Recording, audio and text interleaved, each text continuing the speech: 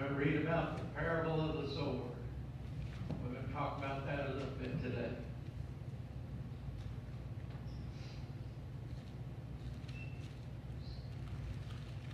Verse 3 says, Hearken, behold, there went out a sower to sow. And it came to pass as he sowed, some fell by the wayside, and the fowls of the air came and devoured it up. And some fell on stony ground where it had not much earth, and immediately it sprang up because it had no depth of earth. But when the sun was up, it was scorched, and because it had no root, it withered away. And some fell among thorns, and the thorns grew up and choked it, and it yielded no fruit. And other fell on good ground, and yet did yield fruit that sprang up and increased and brought forth, some 30, some 60, and some 100. And he said unto them, He that hath ears to hear, let him hear.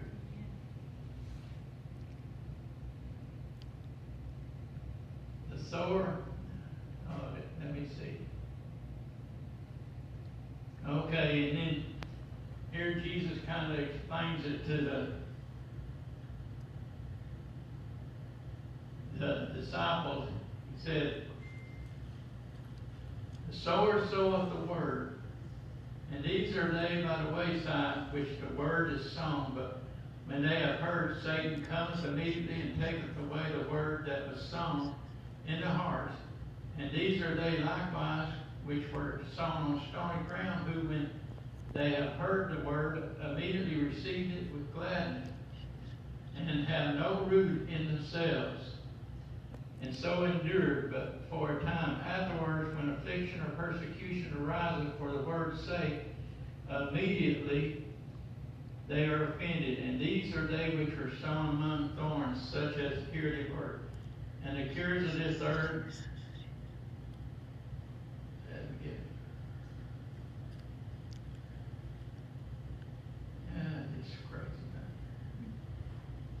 and the cares of this earth, and the world, and the deceitfulness of riches, and the lust of other things, enter in, choke the word, and it becometh unfruitful. And these are they which are sown on good ground, such as hear the word, and receive it, and bringeth forth fruit, some 30-fold, some 60, and some 100. Now what I'm going to talk to you about today is mostly about three types of Christians in the world today. And we know about the other ones when we was talking about in the beginning, when it was it landed on stony ground, and also when he scattered it on the rocks, and immediately immediately the Satan comes to deceive and cause them to lose the word that come to them, makes them forget it. That they never make it to Christianity because they let the devil take it away from them. But then there's the group that do sprout up, but as soon as conflict or anything happens, then all of a sudden the heat of the sun comes and it destroys it. And then the other group, the thorns and stuff, begins to choke it out. How many times have you seen people that are living for the Lord at one time and all excited about the Lord, and then the next thing you know, they're out? It's because that word gets choked out. They get so wrapped up into the things of the world that they let the enemy take it away from them. And the next thing you see, they've fallen away. And what do we see in churches today? We see that people falling away. We see churches closing their doors because people have allowed the cares of this world to come and take control. But then also it said there was good seed that fell on good ground. And it was said that some brought forth 30-fold, some brought forth 60-fold, some brought forth 100-fold. And now I want to talk to you about that, but I'm not going to go to the scriptures, but I'll mention to you. Talk about somebody that's a 30-fold Christian, I always think about Samson. You know, Samson did whatever he wanted to. He just, when he didn't need God especially, he did his own thing. But then all of a sudden when something would come up and he needed to, he called upon God, and then God would come upon him and he would destroy the enemy. You know, that was what he had been born for. And he just took it for granted, and he just walked his own life. He wanted what he wanted. I want what I want, and that's what I'm going to get. And then the next thing you know, it just kept pulling him. He kept going further and further into the things of the world. So finally when Delilah decided, the Philistines went to Delilah and said, find out the secret of his strength so we can destroy him. And she began to ask him, and he told her a couple of lies. And every time they'd come try to destroy him, then he'd jump up and destroy them. But then finally, what happened? You play around with the devil too long, you're going to mess up, ain't you? And finally, he told her the secret to his strength. Even after he'd seen all the things that she had done already, he told her the secret of his strength. And then she had his hair all cut off when he went to sleep. And then hollered, the Philistines come. And he jumped up as usual, but there wasn't nothing there. A lot of times as a 30-fold Christian, we find out all of a sudden, sooner or later, God's not there. I mean, he's there, but we've pulled ourselves so far away, he can't do nothing for us. We've already messed up and gave the secrets of all of our strength. And then we look at Elijah.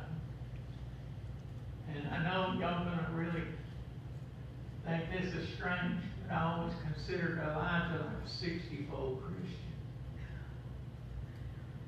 And Elijah did many great works for God. He did much. Man, and when he spoke, you better listen because God was with him. But then what happened? He called drought upon the land and said there won't be no more rain for 3.5 years. He prophesied what God told him to prophesy, and there was no more rain. And he had to go out into the wilderness and go by this brook to be able to even survive himself. And God provided meat for him every day. And then finally he had to go to a widow's house and then end up living there with her while she took, because God wanted to bless that woman too and give her the miracles of food and stuff. And when she fed Elijah, it gave her that miracle. But Elijah still standing strong in God. He's doing what the Lord tells him to do.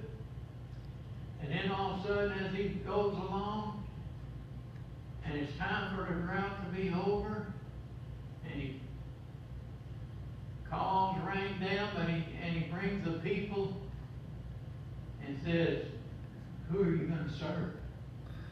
You're going to serve God or Baal? And he said, let's create a sacrifice. Bring the prophets of Baal. Let them create a sacrifice to their God. And then let them pray for their God to come down and consume the sacrifice. And when they did, they tried, and they couldn't get nothing to happen. Everything they tried, cutting themselves, hollering, yelling, guess what? The sacrifice just sat there, didn't it? And then finally they came, and they went. He said, all right, it was time for him to do it. What did he do? He said, build the sacrifice, put 12 stones there for all the tribes of Israel, put the meat, wood, and the meat. And he said, 4 barrels of water over it. Soak it down good with water. And then he just said a simple little prayer. What happened? The fire of God come down, consumed the sacrifice, consumed the stones, consumed the sand even around it. And he took a sword and he killed all the prophets of Baal.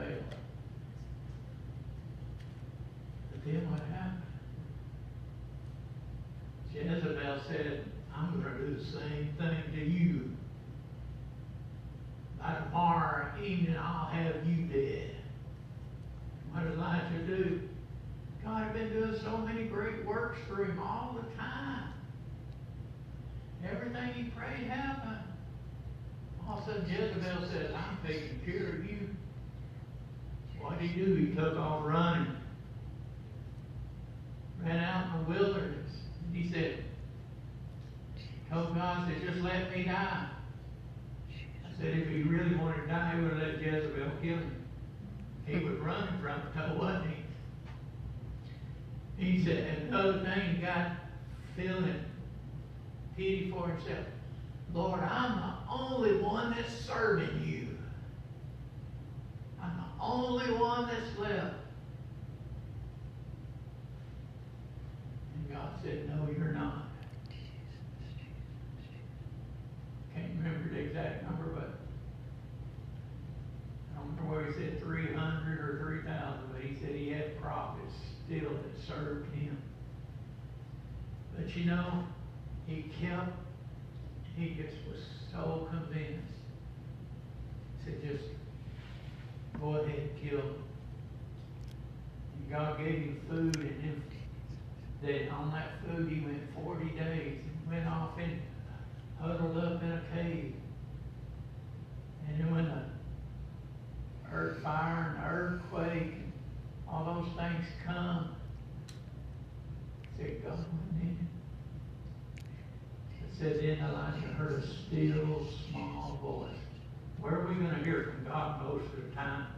In that still small voice, isn't it?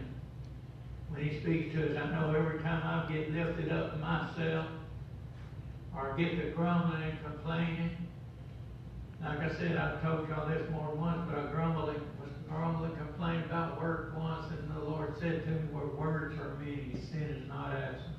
And I said, forgive me, Lord. But when Elijah come out, God spoke to him and told him to go get Elisha. And he went to Elisha. And Elisha to me, he's like the 100-fold Christian. Boy, as soon as Elijah came to him, what did he do? He broke up the plowshare to make a sacrifice of the yoke of oxen where he was plowing the fields. In other words, he said, I'm through with this. I'm going to follow God. He killed and sacrificed the oxen and stuff, and then began to follow Elijah. And then finally one day Elijah told him, when the Lord said he was going to take him home, Elijah took him to a city, and he said, tarry here while I go on. Elijah said, no way. This is my word. But he said, no way am I going to let you leave me. I'm following. I'm going to be right there. And these prophets, other prophets came to him and said, know that your master's going to be taken from you today? And he said, yeah, I know it. Just go on. Those guys knew that God was going to get ready to take Elijah. What did they do? They just mentioned it and went on, didn't they? But like I say, when Elijah came to Elisha and said, you tarry here while I'll go on to the next city, he said, no way. I'm going with you. And then we see went to the next town. What happened? The prophets of that area came to Elisha and said, know that your master is going to be taken from your head today. And he said, I know that. And they went on. And Elisha came to him and said, Elisha, I need to go to this other place. You tarry here while I go home. And Elisha said, I'm not going to do it. Wherever you go, I go. Whatever you do, I do. You know, that's the way we need to be with Jesus, isn't it? Wherever you go, I go. Whatever you do, I do. Isn't that what Jesus said he did with the Father? He did exactly what the Father wanted at all times. He said, I don't do anything except what I hear from my Father, and I don't say anything. Or I don't do anything except what I see from my Father, and I don't say anything except what I hear from my Father. But they went on to the next town. And he tried to get Elisha to stay again. Elisha said, no, I'm not staying. I'm going on. And so then Elijah said to him, what is it that you have me do for you? And this is the part that's good. He said, I want a double portion of your spirit. He said, I don't want what you got. You're running away. That ain't his word, but I'm just saying it that way. He said, I want a double portion of that spirit. I want something that's going to take me all the way through. I just said, that's a hard thing. He said, but if you see me go away, you shall have it. And so he followed Elijah and then went up. Fiery chariot, a whirlwind came and lifted up Elijah. Elisha said, I see it. And then the mantle slowed it down. But of course, I forgot part. When they crossed that river, Elijah was up there. His mantle struck the river, and the waters parted, and they walked across on dry land. And then he was taken up in that fiery chariot, and the mantle fell back down. And what did Elisha do when he picked up that mantle? And he was headed back, and what did he do? He struck the water. And he said, where is the Lord God of Elijah? And what happened? The waters parted, didn't they? And I said one thing about it. Elisha never again said, where is the Lord God of Elijah? Because now he was with him. But he crossed over on dry land. What happened to all them prophets that wanted to know, that knew Elijah was being taken? They come saying, let us go look for his body. They didn't even have enough confidence that God took him home.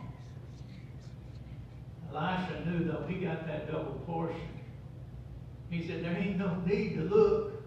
These are my words, of course, but he said, there ain't no need to look because he's not there. And they kept bugging him and said, all right, go take your look.